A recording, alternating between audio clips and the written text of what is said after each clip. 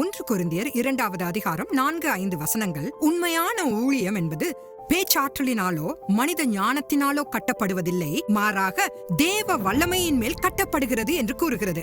பவுலின் ஊழியமே இதற்கு ஒரு உதாரணம். அவருடைய பிரசங்கம் எளிமையாக இருந்தாலும் உள்ளங்களை தொட்டு வாழ்க்கையை மாற்றிய ஆவியானவரின் செயலை சுமந்து நின்றது. நம்முடைய திறமைகள், அறிவு அல்லது நமது வசீகரத்தின் மேல் சார்ந்திருப்பது மிகவும் எளிது. ஆனால் அத்தகைய விசுவாசம் எளிதில் அசைக்கப்படக்கூடும். பரிசுத்த ஆவியானவர் கிரியை செய்யும் போது விசுவாசம் உறுதியானதாகவும் நிலைத்திருப்பதாகவும் மாறுகிறது. எனவே சுவிசேஷத்தை பகிர்வதாக இருந்தாலும் சரி அல்லது அதன்படி வாழ்வதாக இருந்தாலும் சரி, நாம் முழுமையாக தேவன் மேல் சார்ந்திருந்தால் வல்லமை மேலிருந்து வரும். நமது வாழ்க்கையும் வார்த்தைகளும் நமது திறமைகளை அல்ல, அவருடைய வல்லமையை மட்டுமே பிரதிபலிக்க வேண்டும்.